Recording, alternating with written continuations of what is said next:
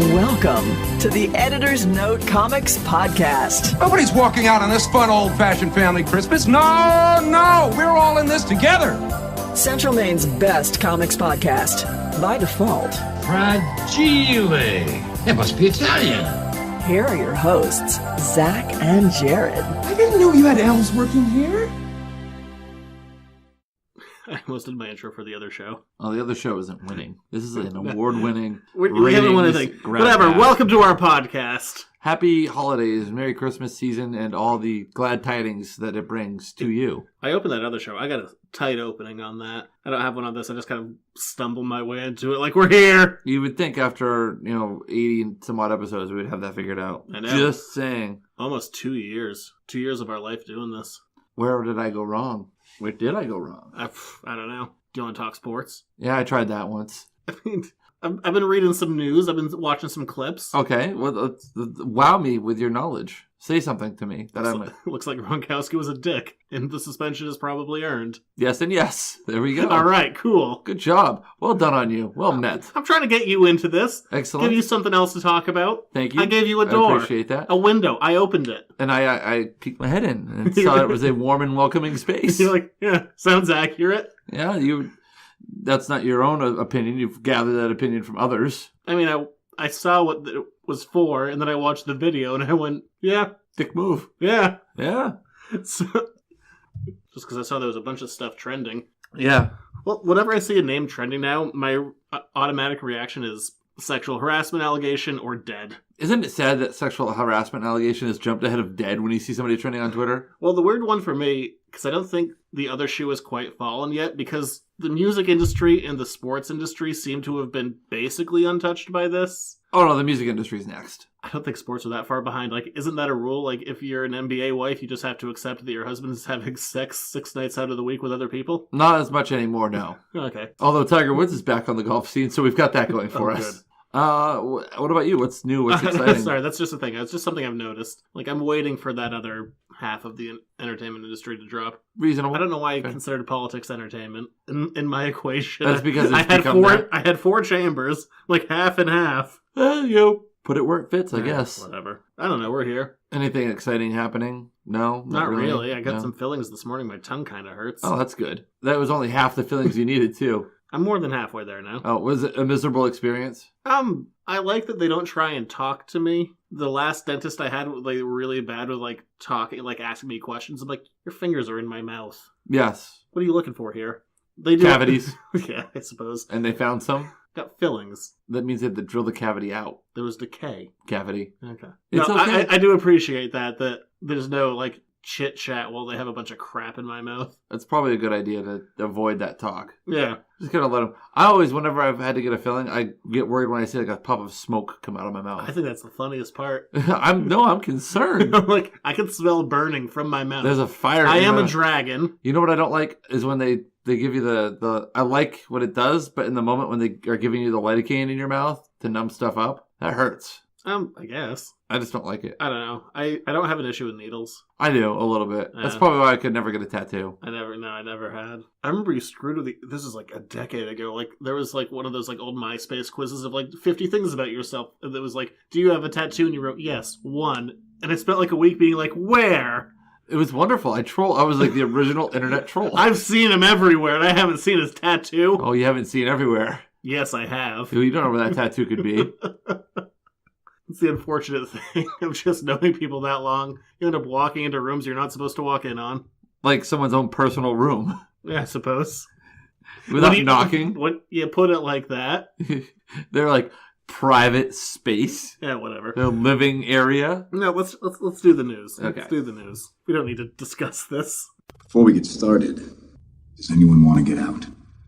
It's time for the news. Do you want to do the big one up front or the big one out back? Let's go with the big one out back. All right, we'll end it with the biggie. Let's start with the newest news, podcast news. We never get to talk about podcast news. Yes, please tell me. This is actually an interesting one, and I'm going to listen. Okay. Which also annoyed me, because I kind of feel like I'm at my maximum limit for podcasts per week. Okay. Marvel announced today that they're going to be doing kind of a old-timey radio show. Oh, like brought to you by Ovaltine. Yeah, I mean, they're bringing... Like radio serials. Yeah. That's really cool. Wolverine is going to have... He's everywhere, man. Yeah, good for him. No kidding. He's busy. It's going to be done... The writer behind it is Benjamin Percy. Right now, he's over... I guess he must be freelance, because he's doing Green Arrow for DC right now. But he wrote a script for Marvel to do a Wolverine podcast. Wolverine is going to be played by Richard Armitage, best known for being Thor and Oakenshield in the Hobbit movies. He also played the Sheriff of Nottingham in... No, he didn't play the Sheriff. He played Guy Gisborne in the BBC Robin Hood series. Believe you. And briefly in Captain America, just showed up long enough to be a Nazi and die. Was he the guy who blew up the laboratory? Yeah, that was him. Oh, it was him? Okay. Yeah. But I like him, and he has like a good, like, deep, gruff voice. Yes. I think this is a good call. Why not? Why not try expanding yourself into another medium where you can buy advertisement and get comic writers writing something a little bit different? Go for it. I'm all for this new Wolverine podcast. I love it. I love old-timey radio. Theater of the mind. I mean, Radio Superman series, used yeah, to do it, which was really cool. They all did it. Yeah. Dick Tracy, The Shadow, who else? I'm trying to think. Batman. I remember Little Orphan Annie. I've sold it. Oh, which reminds me, I've got to watch A Christmas Story. I usually watch that on like Christmas during the 24 hours of A Christmas Story. Who is it? Is it Fox is doing the live action musical? I forget what network is doing Christmas Story live action musical. Really? Yeah, for that new fad of we have to do a live musical. Interesting. Which is usually crap, but I need to watch. I have a lot to do this holiday. I haven't watched Rudolph yet. The guys from La La Land Frosty. did it.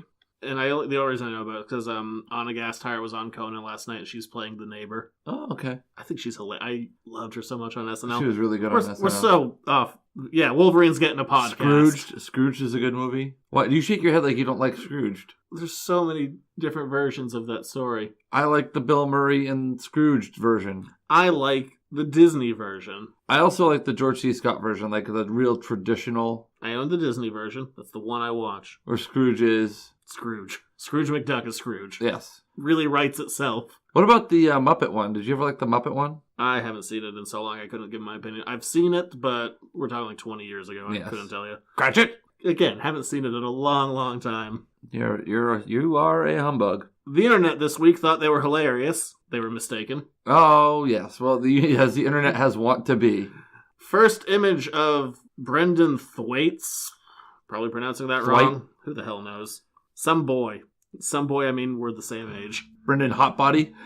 The first image of Robin from what's going to be Warner Brothers streaming service Teen Titans show. The first image of Robin was released. Unfortunately, it was from the waist up, so we don't get to confirm if he has the best ass in the DC universe. That's the only reason you really wanted to hop on to that and see that photo. When they said, new photos of Dick Grayson, you're like, oh, yes, let's see. No, the entire internet was like, look at these dick pics. I'm like, shut up. You're not funny. It's right there. It's too obvious. That's below our kind of humor. We like to try to keep a highbrow show. We're trying to find 5 good quality minutes, and you're resorting to dick pic jokes? I'm not the one that did it. You brought it up. I was mad at the internet for doing it, because everyone did it. You get mad at a lot of things. I do. When I was at the dentist today, they told me that I had one of the tightest bites they've ever seen. My teeth all fall into line perfectly. I mean, that's because I'm a curmudgeon, and I spend a lot of time just clenching my jaw. Yes. I couldn't say that because they had a bunch of shit in my mouth at the time. Yes, that's quite accurate, in fact. I like the image. He looks good. Yeah, he looks very Robin-y. He looks very Tim Drake Robin, like fully covered, kind of, I want to call him a boy, but he's 29. But, we didn't see, below the waist, so I assume he has full pants, but, it's a good, leather mesh suit. He's not wearing, the Speedo? No, but, the colors are good while still doing kind of, the practical kind of leather suit. I thought it looked good. Why does Robin not wear pants? Because boys in the 1940s didn't wear pants. Batman got pants. He wasn't a boy. I feel like that really exposes him. Oh, it exposes him. Can we move on, please? I'm uncomfortable. No. You set it up. You teed me up. I'm no better than the internet, apparently. Star Wars news. Let's talk Star Wars. Daisy Ridley has come out and said that she is done with Star Wars after Episode 9. Really? You say that now. We'll see how much money they offer you later. Or she dies. I doubt it. I don't think Star Wars would do that. I don't think they would kill a character that doesn't want to be killed. Harrison Ford wanted to be killed. That's why he came back. So give me a lot of money, kill me, and also I get to do another Indiana Jones for some reason. Because he's awesome. It's Harrison Ford, man. Just lay off the man. He's an icon. He's a mumbly icon. So what if he's an angry old man? I bet he has a good bite. I don't... Curmudgeons himself. I don't know if he's that angry. He smokes, supposedly, rumor has it, the most weed in Hollywood. Wow. I don't think he's that angry. I think he's probably fine. Also, like, good on him. Yeah, he's been doing it a long time. I wouldn't buy him as being the one, but sure, why not? Have you not heard about that? No. Yeah, no, he's been, like, a hardcore pot smoker since, like, I guess since he became famous, so at least since the 70s. Since American Graffiti. I mean, probably smoked it before then, but yeah, he's hardcore. Well, maybe he learned how to smoke it when he was in Vietnam in Apocalypse Now for all of 5 minutes. Damn, I was trying to come up with the name of that Gene Hackman movie, but I couldn't get there. What was that? The Conversation? I can't remember. Whatever. It's a good movie. Hoosiers. It wasn't Hoosiers. No. Harrison Ford wasn't in Hoosiers. Yeah, he played Jimmy Chitwood. Come on, everyone knows that. But yeah, Days of Release said she's done after 9. That's fine. It's a trilogy. We'll see what happens in the future. We don't even know what's coming after 9. We know there is another trilogy. We don't know what it is, though. Andy Serkis also came out and said that Snoke is 100% not a Sith. He's definitely... Jar Jar? Yes, it's Jar Jar. Son of a bitch. No, we talked about Jar Jar like a year ago. There was that canonical book that was like, Jar Jar's a sad, like, street clown now. He really is. Do you remember that? He is which is not as spoken of. But yeah, so Snoke isn't a Sith. Take that as you will. Let's get this out of the way. It's good, good and bad news, I guess. Andrew Kreisberg, we talked about him a few weeks ago. He was suspended for having 19 allegations of sexual harassment from both women and men. Did that number go up? He is officially fired. Oh, okay, well. So good for him. No. Not good for him. No, good for him being fired. No, don't say good for the company for firing him. Not good. Oh, good for you. Well done, sexual harasser. Well, I was, last week, they did, like, their big crossover event between all of, like, the CW shows, like Flash, Arrow, Supergirl, Legends of Tomorrow, and he was at least a plotter on a couple of them, like, oh, enjoyed this being, like, your last hurrah, because you're not getting work after this, you fuck. That's pretty straightforward commentary. Thank you, Zach. Weird news. I doubt this is going to go anywhere. This was reported by Deadline. I'm going to give this 100-1 odds. Okay. It could be a Christmas miracle, perhaps. Quentin Tarantino. Okay. Pitched a Star Trek film to J.J. Abrams. I could buy that. I can't. He's never done anything in the franchise world before. Everything he's done has been his own. Hasn't he, like, no, I think, wasn't he involved in, like, something, like, he'd been around the Star Trek sets, or that he's worked with Abrams before? I totally could see it. Yeah, so he pitched Star Trek movie to Abrams, and right now, his production company, Bad Robot, is still assembling a writer room for the next Star Trek movie, which we were told a while ago was going to be that Chris Hemsworth had signed on to it, so it was, now that he's famous, and he played Kirk's dad for 5 minutes before dying. Yeah. Spoilers for that 10-year-old movie. But now that he's famous, that they were going to bring him back somehow and have it be like Kirk on Kirk action. Ooh. But I guess Tarantino pitched a thing, and potentially the writer's room is going to be focused around Tarantino's story. And then the report went on to say that he could potentially be directing it. Yes, please. That'd be great. I'd love to see that. This is coming from Deadline, which is reputable enough as a source, but doesn't that just sound like totally insane internet rumor? Can you just picture, like, he goes to, like, Captain Kirk goes down to, like, the caf, and, like, Tarantino is, like, the chef, and like, this coffee tastes good. And then the chef's like, yeah, I know, because the replicator didn't make it, because the replicator makes shit coffee. Yeah. And then Samuel Jackson comes out of nowhere from, like, engineering and is like, yeah, I thought you get some free Taster's Choice shit. And then Tarantino be like, no, man, this is the 24th century. We got to have good coffee. And somehow they're tangentially related to John Travolta's character from Pulp Fiction. And somebody gets shot with a phaser in the face in the back of a shuttle. I could buy it. Yeah. I mean, cool if he does it. That'd be awesome. But it's so just out there. Like, that can't be real. Oh, right? I like the thought of it. Bring it. It'd be cool. Speaking of things that people are saying are cool, but I'm going to say are not. Zachary Levi, star of the upcoming Shazam movie, says that this movie could surprise like Guardians of the Galaxy did. And to that, I would say I'd be surprised if Warner Brothers could get a not sad movie out. Like, not sad as in, like, tone and tenor, but sad as in, like, poor effort. Either way, I mean, Wonder Woman's not a bad movie, but it's not like a happy movie. Like, and then we all died from poison gas. Remember when we killed all those women and children? And the hero of the story blows up a plane he's in to save everyone's lives. I would say the hero of the story is Wonder Woman. Easy does it. #feminism. Okay, the male figure, the heroine's lover. Her side piece. Yeah, Steve Trevor. Yeah. Steve Trevor, who totally got it on with Wonder Woman in that village. 100%, yes. I don't think that wasn't hidden context. That just didn't happen on screen. Themyscira this. But yeah, he says... Do you think they used the lasso of truth in the bedroom? No. Like, I compel you to tell me, do you like this? Ew. No, not working for you? Ew, sounds awful. Sounds terribly creepy. Speaking of Wonder Woman, well, no, that's how we'll transition. Patty Jenkins came out this week and she was talking about what was going to be happening in Wonder Woman 2 and some of her ideas for it, which was a relatively lengthy quote. I'm not going to read it because basically she says there's no point. Because it was like, it's going to be like a great love story and there's going to be kind of an Act 3 twist you don't see coming that's going to be important and kind of change the perspective of things and blah, blah, blah. And then all these people started picking it apart. Like, oh, she said this, so it must mean this, and this, and this. And she came out on Twitter. She's like, guys, I made a really vague statement about a thing I am contractually and legally not allowed to say anything about. Don't read into it. The internet Fair. be nuts. The internet be nuts. You know what? I really hate those people on the internet who dig too deeply into a thing ahead of time, looking for little tidbits. Oh, like you and trailers? Hey, we're not there yet. We're getting there, though, he says. I should put this under stupid news, but I'm not going to. Because I also don't believe this news. Speaking of news I don't believe. Is it fake news? Alternative facts? No, it's real news. It's just real news that's probably going to fall through. Okay. And I have to preface this with the word another. Another Harley Quinn movie is supposedly in the works, according to Margot Robbie.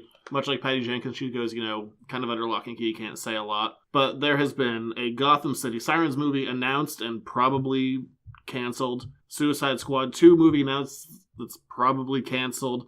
A Joker and Harley movie that's been announced that's probably canceled. And also that weird 1980s Joker movie that Scorsese was going to do that's probably canceled. So the fact that they're saying, oh, there's another one in production, I think at this point just means someone pitched a thing and the studio's considering it while they're in damage control. They're like, we need good ideas and we need people to think we have good ideas. Yeah, that Harley character is popular. Pitch us another. Yes. So all these different movies that she's supposedly connected to. Did I also say the Joker Harley one? I don't even know if I said that one. You may have. There's been so damn many of these supposed Harley Quinn It's very confusing. led movies. At this point, I'm like, I'll believe it when you actually start filming. So yes, another one is in production of like the 5 that aren't happening.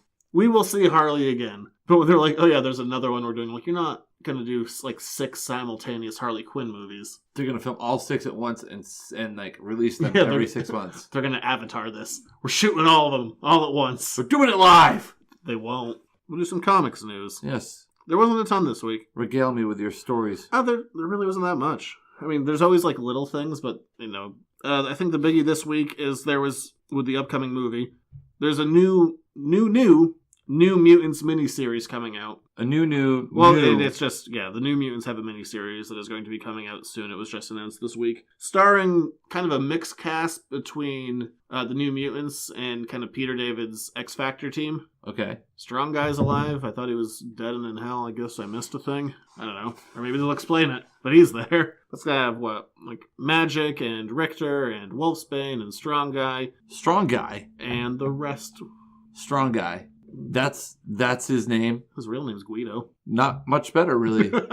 Strong Guy. What's your power? Well, I'm Strong Guy. Pretty strong. It really is his power. He's pretty strong. You could come up with another cool name. He has stupid glasses and a stupid haircut. And a stupid name. Hang on, let's just do a quick ol' Google-a-Rooney here for Strong Guy. Google-a-Rooney? What the? I just made that up. I liked it. I don't like it. It's very uncomfortable. I disagree with you. Google-a-Rooney, I'm looking to say Art or Andy Rooney. Wayne Rooney. Wow. Yeah, right? Stupid hair, stupid glasses. Yeah, stupid name. Stupid everything. I enjoyed the character, actually. He just has a stupid haircut. He really committed to those stupid glasses.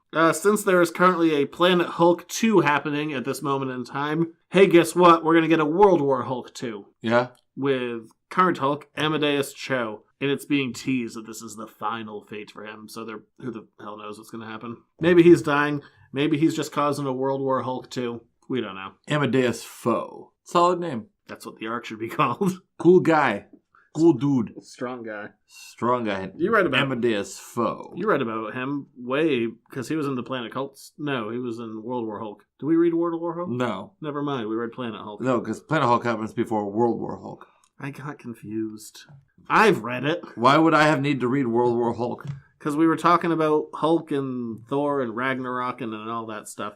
Maybe someone died and I canceled that episode. I don't know. It's always a possibility. That being said, let's be the last people on the internet to react to the Avengers trailer. What, there's an Avengers trailer? Yeah, because it literally came out like 8 hours after we finished recording. There was an idea. Yeah, I know. So, we're going to do this a little bit differently than usual. Oh, okay. We're putting on some headphones. With a bad echo. Okay, I'm on board with whatever we're doing here. Are you gonna play it and then we're gonna like break it down as it goes? Oh, I'm good at game film. I'm good at like watching a film and saying a thing and. All right. So what we're gonna do? I'm gonna play the trailer. I'm gonna pause it sporadically, and I'm gonna say what's happening, or at least speculation. And it's probably all bullshit. Yeah, I can buy that. I'm a man making things up as I go. That's the story of our show. I'm not calling these spoilers because I don't know what's happening. I have no insider information. I'm a man looking at images saying, hey. So like everybody else on the internet. Yeah. Okay, I buy that. But with no conviction. You need conviction. Confidence and conviction. The 2 C's, as I like to call them. Begin. We open our trailer. It's a vast array of space. I'm going to say this is Earth. It's a solid guess. But Earth is all orange and smoky. I think Thanos is going to come in and totally destroy New York. No, I think it's just the sun rising. It's like you're coming over. It's that look. I don't know. We see some other orange hues. I'm going to go with this is the result of Thanos' destruction. Okay, whatever. We see sad Tony Stark. Originally, when I was seeing this, I was like, whose sad dead hand is he holding? It's his own. It's his own hand. I was digging a little deep there. Yes. Do you see the sad orange hue around him? You know that sad orange hue of a destroyed New York? Okay. Because New York's on fire. Because I'm going to say that Spider-Man's dead. Fair. Going into this movie, there is only 2 characters who can survive this first one. This first movie is going to be a massive just we're going to kill half the characters, because in the next movie they have either the time gem or eventually the soul gem. They have 2 routes of self-correcting and bringing everyone back. It's going to be a lot of death in this movie. And I think Spider-Man is going to be our Act 1 break. The death of Spider-Man.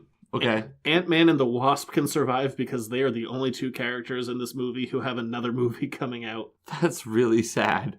And Black Panther. No, he's before. Oh, he's screwed. Yeah, he could die. Because his movie comes out in February, this comes out in May. And then the only movies in between Avengers movies are Ant-Man and the Wasp and Captain Marvel. Captain Marvel is going to take place in the 1990s, so we know it doesn't have anything to do with this. So Ant-Man and the Wasp are the only 2 characters who are definitely going to live through this. So I think Spider-Man is going to die at the end of Act 1. Okay. And I think that's why Tony is sad. Yes, he's like, well, look what I've done. Like, oh yeah, I gave this teenage boy a costume and then he died. Yeah. So that's not upsetting to me. At the hands of an intergalactic warlord. Yeah. Next part of the trailer we see that Bruce Banner has fallen into the Sanctum Sanctorum. I am going to say that first scene of the movie is going to be Thanos coming up on Thor and his ship that we saw at the end of Ragnarok. Yeah. And I think he punches the Hulk so hard. He sends him back space to Earth. Well, one of the things, maybe they're not even close to Earth yet, because one of the things we saw in Guardians 2 is they had, what do they call them, gateways or something? Yeah. Like or the jump points. Is that what they called them? Gateways, jump point, yeah. So I think Thanos is going to punch him through one of those accidentally, and, coincidence, he's going to land back in the Sanctum Sanctorum. But part of my theory behind this is right out of the Infinity Gauntlet book, except it's Silver Surfer, who crashes through the Sanctum Sanctorum. Oh. They don't have the rights to Silver Surfer. We have the Hulk. We know he's in space. So I think Thanos punches him so hard, he lands in New York from space. You're all about that, aren't you? I'd love to see a punch from space. Yeah, there you go. Oh, Wong. Wong has grown a goatee. Wong and Doctor Strange. And a hole in the roof of the Sanctum Sanctorum. Where the Hulk came through. From the punching. The space punching. Space punch. Next part of the trailer, we see Vision and Scarlet Witch. Vision is in a humanoid form. We've seen that he has some kind of shape-shifting abilities in the earlier movie. What I think is interesting about this scene is Scarlet Witch supposedly right now is kind of on the lam. So I think that Vision has been contacting her kind of on the down low, getting some hanky-panky that no one knows about. Well, she's laying in a bed, but she's like crying or has a handkerchief or something. And the 2 of them got married in the books. Yeah. And they've had the hints of the relationship so far in the movies. But I think that Vision's been talking to her kind of on, Attaboy, Vision. without anyone else knowing about it. Good foresight by Vision. We see Thor on a ship. The technology that we see around him is very similar to what we saw in the collector's room in the first Guardians of the Galaxy movie. Yeah. When he was going like, these are the Infinity Gems, and this is my expositional scene. It's a very similar kind of design. I think you see, like, it looks like an exploded ship in the background. Maybe he's on board the ship. These are also just ship. Potentially windows. Yeah, but I'm saying the windows. Option number one. No, I'm saying the windows. He's looking out and seeing like a destroyed ship or something. So I'm saying he's getting exposition, or he's looking out a window. These are your choices. Yes. Then we see Bruce Banner in Wakanda with a piece of the Hulkbuster armor. Since Age of Ultron, the Hulkbuster armor was mentioned in Spider-Man Homecoming when they're doing Moving Day. Happy mentions that they're loading up the old Hulkbuster armor. Yeah. But this is an updated one, so I'm not quite sure what to make of that. Is this just Tony kind of revamped the armor, or is this a totally separate Hulkbuster armor? I don't know. I don't have an answer. Neither do I, but he's obviously talking to Captain America. Yeah. That's Cap. Could be Black Widow. I think it's Cap. Going with the eye line, I'm going to say you're right, because it looks like I don't think Black Widow's that tall. But just because, dark suit, like elbow pads. Yeah. But yeah, I think you're right. But yeah, he's in Wakanda. Don't know how he got there after the space punching. Not a lot to say about Black Widow. She's blonde now. It's a blonde widow. Yes. I like her with blonde hair. Yes. She looks good. All I can say is it looks like this is a pre-battle scene. We can see some blurred characters in the background for the battle that we'll see coming up later. In Wakanda. Yeah, I think we're gearing up for our big Act 3 fight. That's just a Marvel logo. We know what that is. There's a lot to it. I love the use of the Avengers theme in it, though. Yeah, it's great. Then we go back to New York in the Sanctum Sanctorum. The interesting thing about this shot, we have Wong, Doctor Strange, Bruce Banner, now with a shirt, and we have Tony. Two things about Tony here. Number one, and the most important one, is we see Tony with his burner phone that Cap gave him, or he's calling his drug dealer for some cocaine. No, I saw somebody had mentioned that. Yeah, he has his burner phone. Yeah, that's that right there. Yeah. But the other interesting thing about Tony that we see in this trailer is he has the arc reactor back in his chest. He got rid of that. In Iron Man 3. Yeah, and it hasn't shown up since, but every shot we see of him in this movie, he has the arc reactor again, so I'm very curious about what's happening there. Huh. I don't have an answer. I don't even have a theory. It's just more of a lie. That's different. Or it's more the same, but it's been gone. Yeah, so it's not really within continuity. I'm sure they're going to give a reason. I just don't know what it is. Yeah. If you're pushing the suit technology forward, maybe you could even go like, Tony's suits have gone as far as like he can literally call them out of his body as far as like the technology that they've pushed in the comics. Maybe you could say that there's a full like nanobot compressed suit that he just has on him at all times now. Could be, maybe, possibly. Wearing like a sling. Just a theory. I'm not backing it up with anything, really, except for, I guess, comic books. Okay. I love this shot of Spider-Man. Yeah, we see that the spider sense is in this movie. It wasn't really mentioned in the last one. They didn't say that it wasn't there, but they never acknowledged it. We get a very clear indication that spider sense is back, baby. But what I like, too, is he's on the bus. Like, he's holding true to what he said at the end of the Homecoming. I just want to stay to the ground for a little bit. On the other hand, every kid in the bus turns around and is like, what's all this invasion crap? He's like, spider sense didn't help a lot there. It gave me a millisecond more than everyone else. Didn't really notice. I have no idea what the big circular thing is. It's got to be a portal. I don't know. Because we've seen... It could potentially be, because in the 2012 Avengers, we saw that Loki created a portal for Thanos to get his invading army to come in. But we're going to see Thanos very specifically with the Space Stone, so Thanos personally would have no use for a portal. He could just use the Space Stone to go from place to place. Yeah. So yeah, it's potentially for his invading army, which could be, a totally different part of space, but I'm not quite sure what the circle is. And then we see a shot of, again, Doctor Strange, Bruce Banner, Wong, and Tony. They're in the streets of New York. There's been some damage done, and everything is frozen in time except for Tony. Doctor Strange has the time gem. I have no idea what this means. But Wong also has his shields up. Yeah, but he's not moving. Time seems to be frozen. I don't know why or how. I don't think Thanos has the time gem, or maybe he does. We don't see it. Yeah. We potentially see it, but we'll get to that later. We see someone stepping over a bunch of bodies. I think these are the Asgardians. Oh, those are definitely dead Asgardians. Yeah, the ones that were on the ship that we saw at the end of Thor. Because that's Loki stepping over them, handing the Tesseract. Yeah, so Loki gives up the space gem. We see a moment in Ragnarok, which was definitely Loki going back to get the Tesseract and grabbing it. Wild theory on him. There's not a lot to back it up, but I think Loki's gonna. I think this is his last movie. I think he's gonna die. I think Loki probably dies immediately after giving the Tesseract up. I think My Thanos theory like, thanks, and kills him. Is we seem to have been almost going on kind of like a redemption arc with Loki. I don't think he's going to turn. I think the whole thing is Thanos thinks he's going to turn, but then Loki's really tricking him, but then Thanos kills him because he betrayed him. Yeah. Yeah, it seems like Loki's betraying everyone, but really he's just trying to save everyone, but then he ends up losing anyway. I think Loki's going to die very early in the movie, and I don't think they're going to resurrect him. guesses. Yes. Pure speculation. Or he could be just truly evil. Or that doesn't seem as fun. No. And it just takes away everything they've done the last couple of movies. Yeah. Yeah, we see Thanos come to Earth through a portal using the space gem. The directors have said that we've only seen him in a few movies so far, but that he's lost his armor because it's been like the spiritual journey of him, and now he's become so powerful that he can shed his armor and he's strong enough. Yeah, just say you didn't like the armor. That's fine. Yeah. That's all it is. We see Spider-Man in his iron spider suit, which is very directly influenced by some of the art of Alex Ross, which looks really cool. And he's also in the middle of that giant wheel portal thing. Yeah. We see Thor in space. I'm not sure what he's doing. Is he destroying Thanos' ship? Is he trying to maybe separate a part of the Asgardian ship to get the Asgardians to safety? Is that someone's hand he's holding there on the left? No, that's a lever. Ah. You can see both sides of it. He has two levers. I'm not sure what he's doing. He's grunting aggressively. Yeah, I don't know.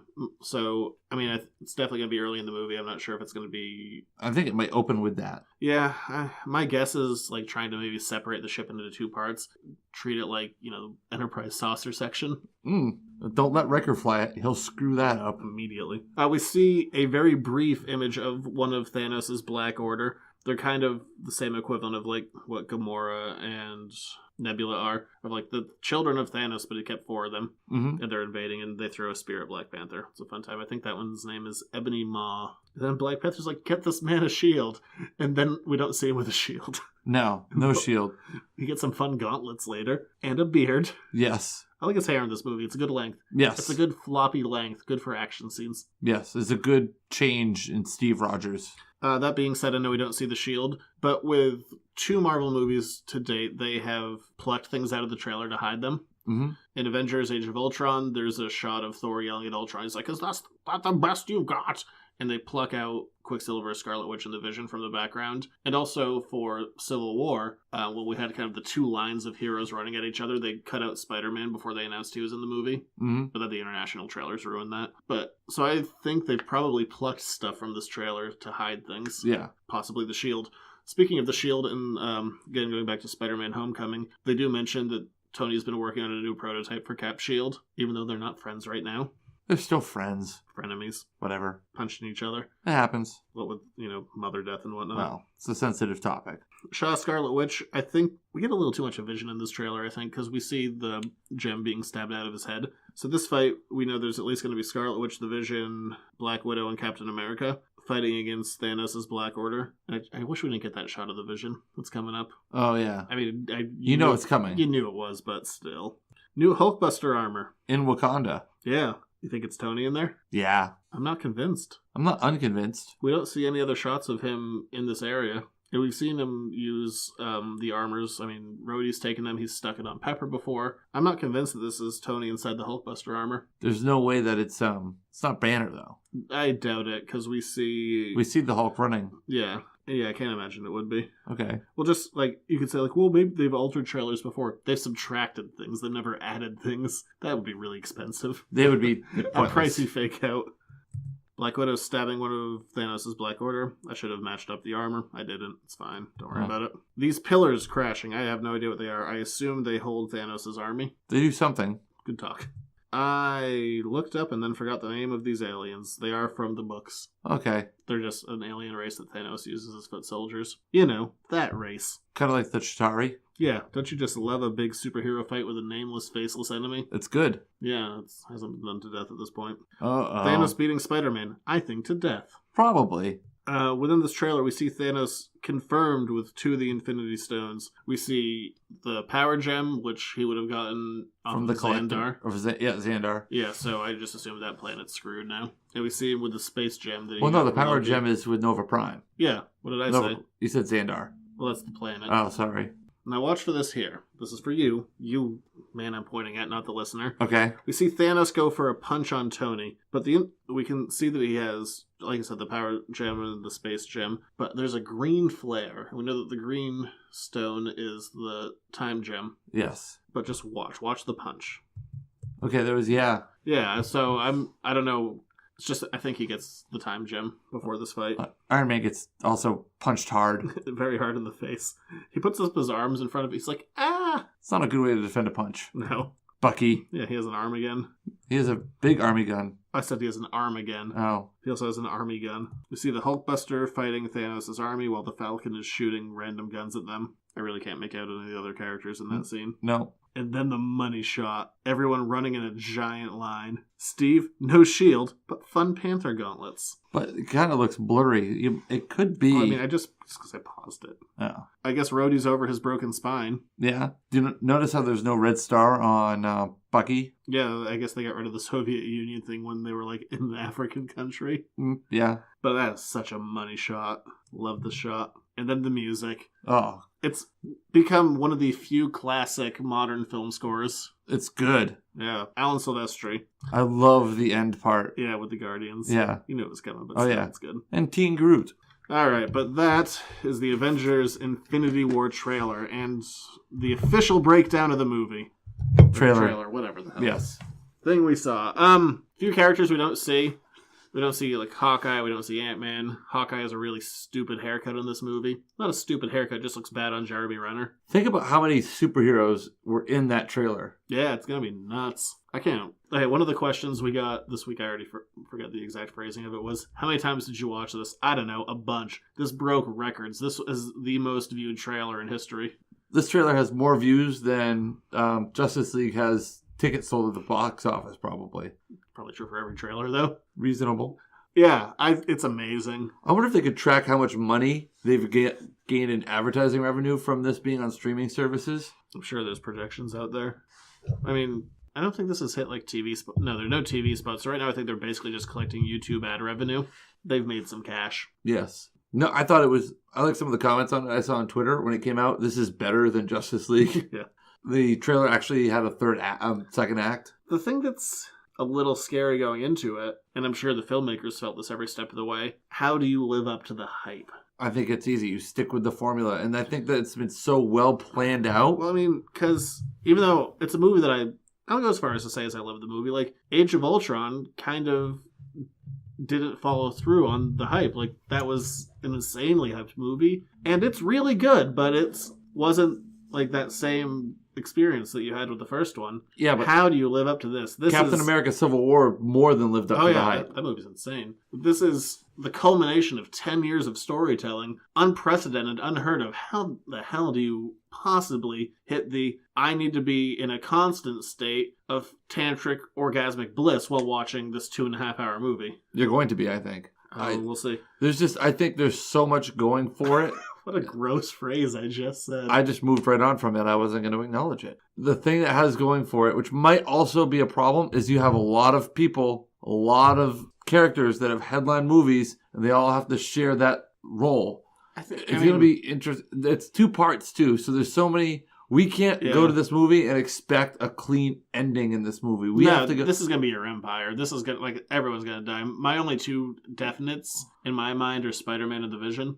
Like Soul Stone, Time Gem, that's how you bring people back. Vision you can also just rebuild. He's been destroyed so many times in the book. Just build another one. Yes. But I think people are going to leave the theater from this movie just speechless because they don't know what to think and they want to know, and the cliffhanger is going to be outstanding, I feel. What do you put the runtime at? For the movie? Yeah, I'd say 240. I think somewhere between 240 and 245. I don't think it's going to go much longer than that. Yeah, when you hit 3, you're becoming kind of a nuisance. Yeah, it's going to be on the better side of 2.5. Yeah, I'm conservatively saying 240.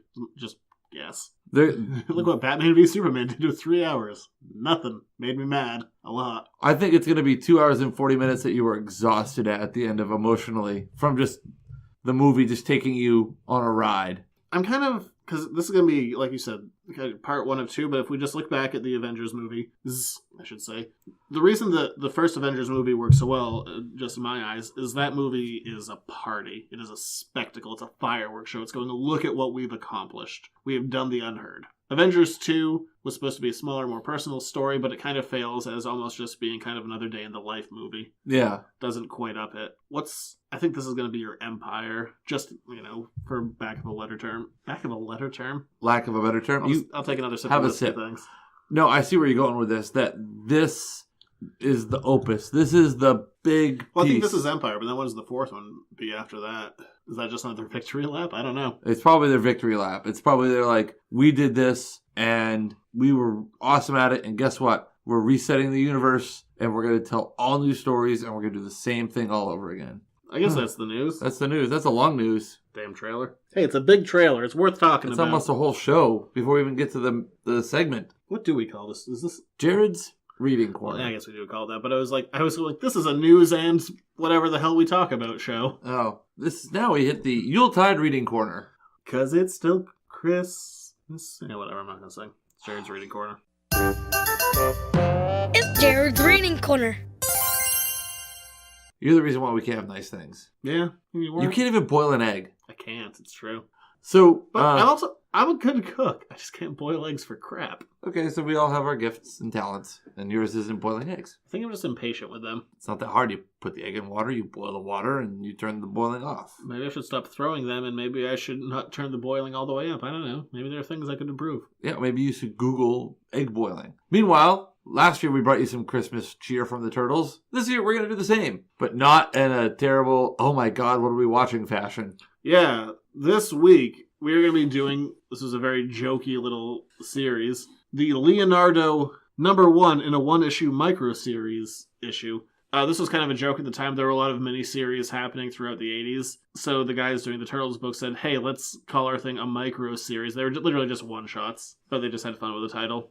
But they do tie very directly in with the main narrative. This issue, more than anything else, this is the apex of quality in the series, with its entire, 30-something year history. We are talking, in my opinion, what is the best story that they ever told. TV, movies, comics, all that crap. This is the best of the best. If you don't like this, then you will not like anything this series has to offer. And it's a lot of show, don't tell. I love it. It's wonderful storytelling. This is generally referred to as kind of a jam piece for a book. The credits on it are quite long. We have Kevin Eastman, Peter Laird, Steve Bissette, Michael Dooney, Jim Lawson, Ryan Brown, and Steve Levine all working on this. 7 guys. Yeah. The easiest one to say is Steve. Steve did the lettering. Steve Levine? Yeah. Friend of the show, Steve Levine. Yeah. He has a few pages from this book. I would imagine so. Yeah. You don't have any from this book. No, I don't have that much money. These pages are not cheap. Anyway. $5,000 would be the low end. So it's Christmas time. Yeah.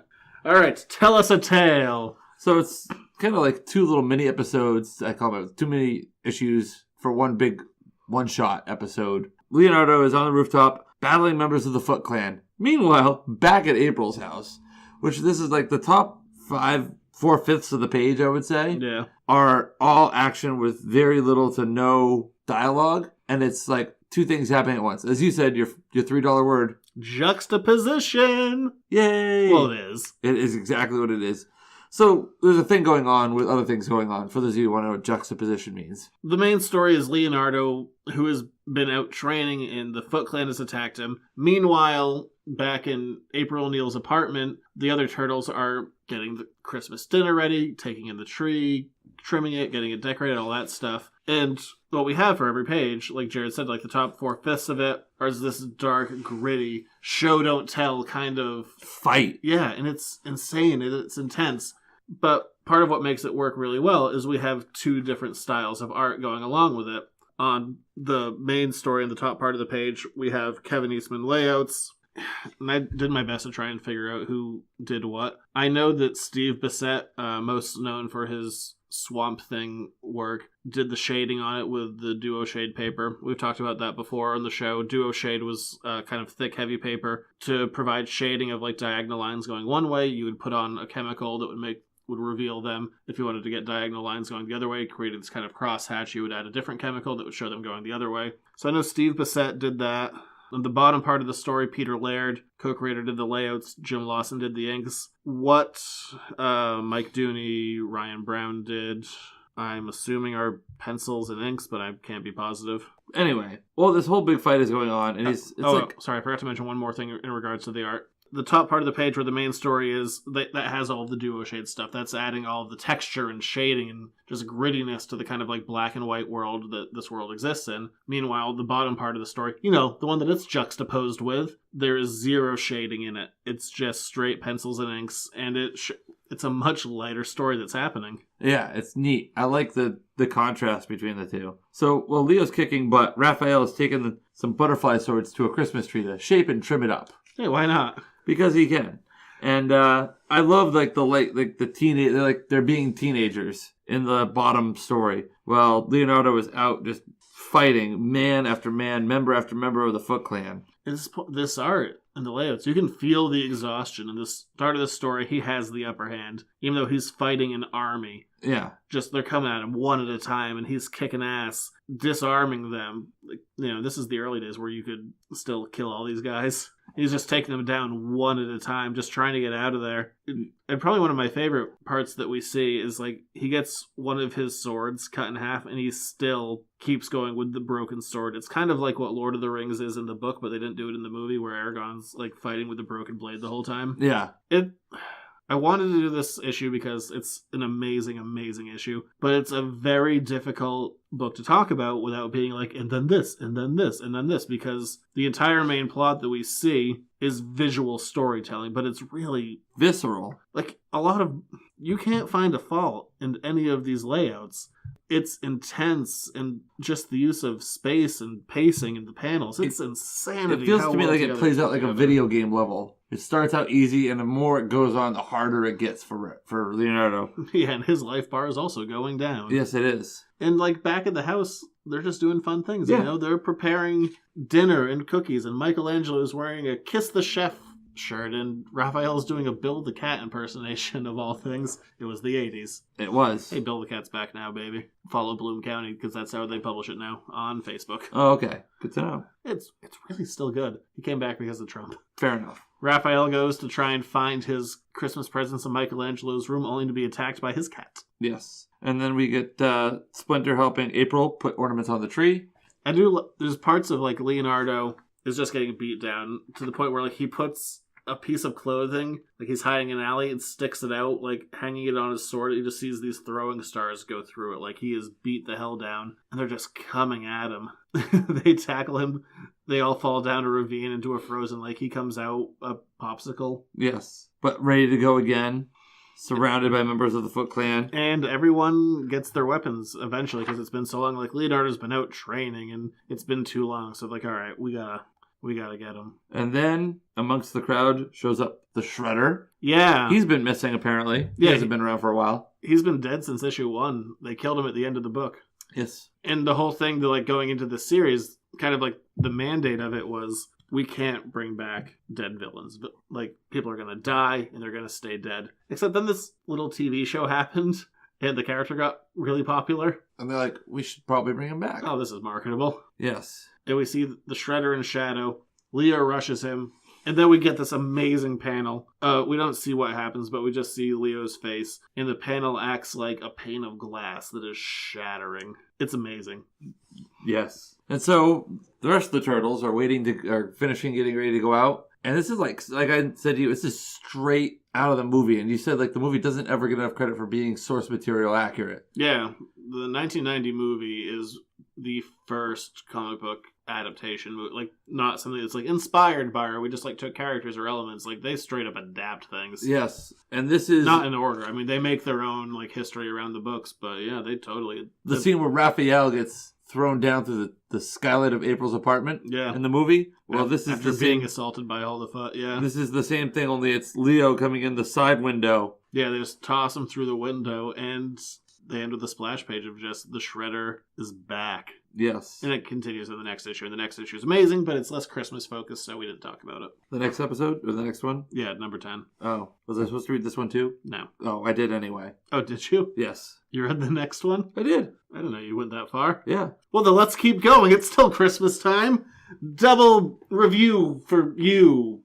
Well, this one's also pretty much in the same style, because it just carries on with the whole story arc of what we saw in the movie. It does have one of my all-time favorite covers. That is gorgeous. That is beautiful. It must be... Dooney must have colored that. So anyway, Leonardo is laying pretty much broken, bruised, battered, and saying the shredder, the shredder, the shredder. And Spud's like, nope, not possible. And, well... You remember that you blew him up with a grenade? Yeah, you're wrong, because here come the Foot Clan all into April's apartment. Which, again, this is in the movie. Like, the movie takes right from this. Yeah, 100%. This is a very action-heavy issue. It's a little more... Even though it's really good, it's a little more straightforward. It's also got the last one. It's also got the dark duo shade everywhere. Yeah, I mean, the story is back to more the traditional format. I stand by this as, these first 11 issues plus 5 one-shots are fantastic, fantastic storytelling. And we get just a big-ass fight. Huge, huge fight. And it ends up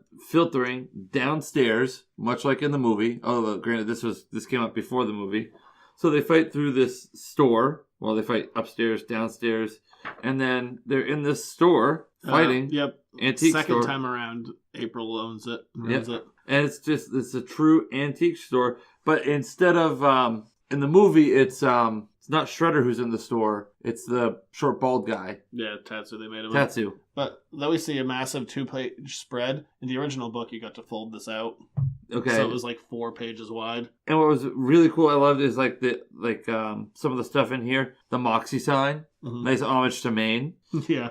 Hey, Maine boys. Some good old Maine boys. But it's just such a beautiful spread. Shredder just kind of leaning up against the counter. And then we get like the most iconic image of Shredder in existence. Oh, the one on the there. Yeah, Steve Levine owns this page. Yeah.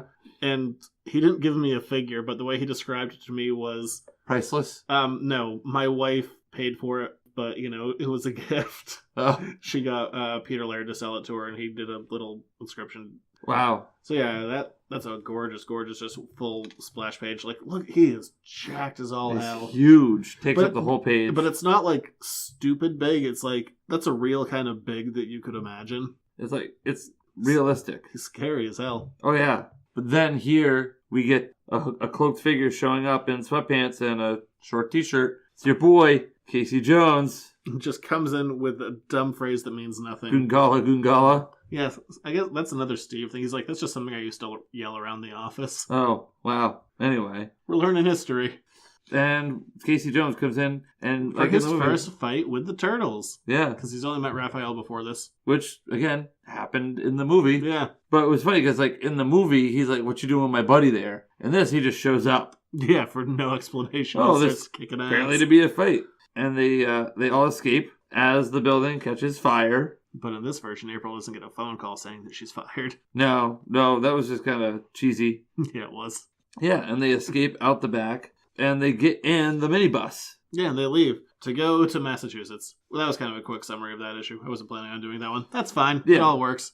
But, I mean, issue 10 is pretty great, but the Leonardo one, that one just... It's neat. It's a neat contrast of styles and an interesting and unique way to tell a story. Especially, dealing with this visual medium, just dealing with the layouts, no words, and just doing everything visually, it hits just everything that kind of visual look should do. It's insanely good. I think it's the highlight of the series. I think it's the best it ever got. The Leonardo micro series. Yes. Number 1 of 1.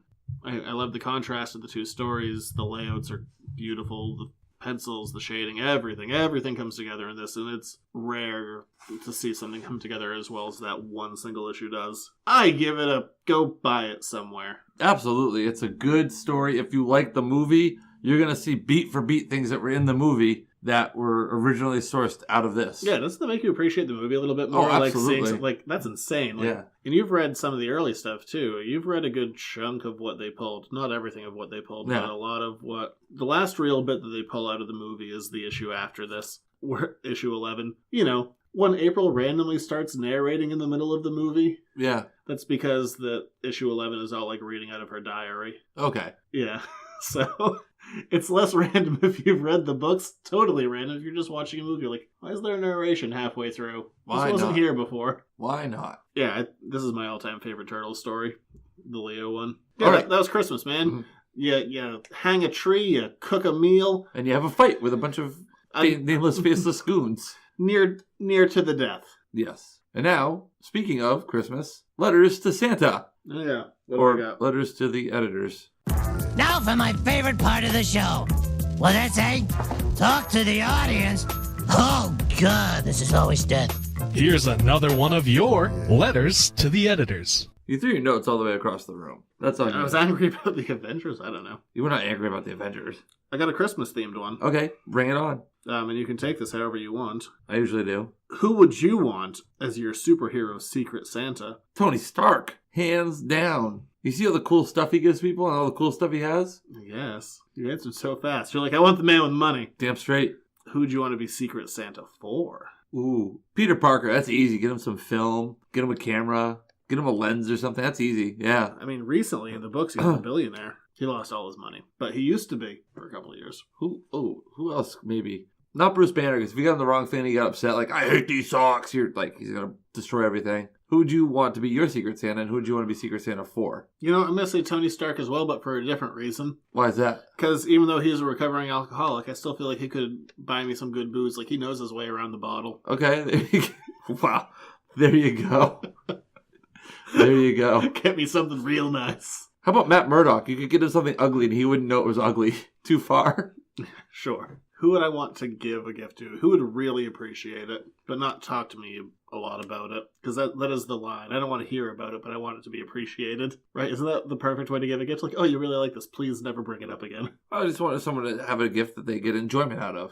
You know what? I'm going to say Superman. I think he would just be sincere about whatever you gave him. Yeah. And that's all you want. What if you give him some, like, a kryptonite ring? He probably wouldn't be so sincere. Maybe those kryptonite rocks that you used to be able to buy out of the back of comics. Yes. Yeah, that was the question. There, that was a good question. Whatever. Yeah.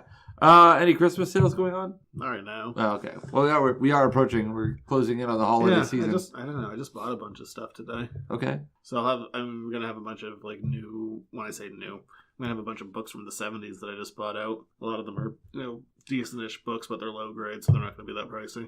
That's not pick up some books from the '70s that you want for not that much money. Merry Christmas. Well, I mean that's the thing. Yeah. Like, I always try and price my stuff fairly to condition. Yeah. And not give people like stupid, outrageous prices. I price everything fairly, or I think I do. You try to. Yeah. People keep coming back. Yeah, so if you want to pick up some 1970s books that aren't stupid crazy, I just bought a bunch of them. I gotta go through them all. I gotta go through a lot of them. Hey, call me crazy, but I have an idea. There's 183 of them. I know because the guy put 183 on the side of the box. Oh, cool. Here's an idea. Just a crazy, crazy idea I had. If you're looking to get like a gift for somebody, I was just pulling my sock up because it was annoying me. Okay. Gift card. Well, not only a gift card. Maybe instead of just a gift card, maybe you like buy them a subscription for a pull list for the year. Yeah, I could do that.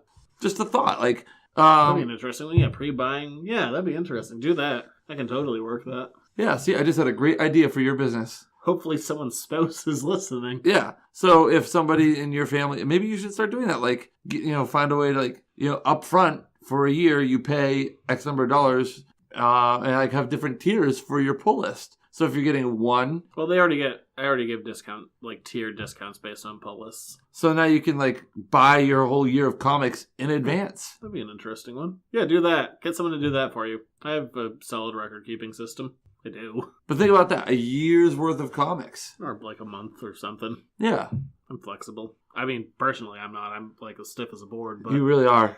I walk around like Boris Karloff. You don't bend over to like pick things off the ground. You like scooch down. I have bad knees. Because you have no butt. I also don't have a butt, yeah. Yeah, that's really my lacking area. That's why you could never be Dick Grayson. I could be Dick Grayson's nemesis. He'd be like, look at my round full behind him, like, look at this pancake ass. He's like, oh, we can't go up against flat ass over there. Where's strong guy? Strong guy, come kick flat ass's ass. Can't find it. It's not there. Yeah. You're at 210 Water Street in Hollowell. Yeah, that's the store. You're also on the internet at a variety of places. Yeah, mostly on my own website. Go there, I have to pay for it. At least make it worth my while. I see the traffic that happens there. Beep, beep. You can also go to Patreon, and for $1, you can get this show a whole day early. Wow. Or more. Hey, why not? Hey, kids, if you like Christmas, why not have Christmas a day early? If you like to get Avengers trailer breakdowns a whole week after the fact. You can get boy. Yeah, it will be less than a whole week if you had Patreon. Yeah. If you've been waiting with bated breath. You also get early access to the other show, which lost last month. Ha ha! Not by much, but yeah. You know what? You know what a 1-point win is? Hey. It's a win, baby. Second place is just first loser. That's your other show right there. The Buffy back issue bin. Actually, it's a really good show, and the run of that show is coming near an end too. Yeah, I think we got 10 left to record, or 9, maybe 9. I don't know. I haven't decided if we're gonna do like kind of a retrospective. I mean, there's still more coming out than that, but just for what's been pre-recorded. Can I give you a little hint on that? Last time we tried to do something creative and artsy, it really fell flat on its face. It was about a year ago this time. What did I try and do? The 2017 review preview. Oh, well, I'm talking about things that we talked about. We'll look back and say what worked, what didn't, and for the future, what would work best. For Buffy? Yeah, that's when I just yell at Dark Horse and be like, do these things! Oh, okay. Fair enough. You sons of bitches. Well, that's not Why haven't you paid me? You know what? Because you haven't paid me, I'll just call you out. I'll call you out all over the place, left, right, and center. Okay, it's getting a little tense on the show. I just want to be in the holiday spirit. There's, I don't know, 9 or 10 of those left to record. Very cool. Maybe I'll do one tomorrow. I don't know. But I'm in the middle of cutting one right now. Twitter, Facebook, Instagram, all those good places. Yeah, if you care about my editing schedule, yeah, I'm all over the internet and editors.comics@gmail.com, and you're on Twitter. The Twitter at Junior Rich. You got 280 characters to work with. I am one of everybody who has 280 characters now. I liked it at 140 better. It was a challenge to try to effectively communicate what you were trying to say. I preferred that as well. I like to keep it succinct. Because you go to 280, what's next? I don't know. 540. There's at this point, it's just That'd be 560. A paragraph of things I don't care about. Yeah. If I I wanted to read long tirades about things I don't like, I'd go on Facebook. I like Twitter because it's quick. Whatever, it still is. I don't really. Yeah. That being said, we're doing one more holiday episode next week. What are we doing next week? Batman. No. Follow Yuletide. Yeah, why not? Next week, more Batman. Who doesn't want more Batman in their life? The Joker? No, he really does crave Batman in his life. I mean, the episode we're doing is called Christmas with the Joker, so I think he wants Batman there. Oh, is this the animated series one? Yeah, we're doing that next week. Oh, excellent. So I don't have to read anything between now and next Tuesday night when I show up at your house and read it prior to going on the show. I know. There's some stuff coming up that's not going to work. I'm enjoying it while I can. I'm living the high life. Because, we got that, and then Star Wars the week after that. Yes, we do. And then Star Wars the week after that. Oh, no. A year in the making, baby. Whoa. Stop hitting that. That is not cheap. Life Day. Yeah. We'll be back next week for Batman.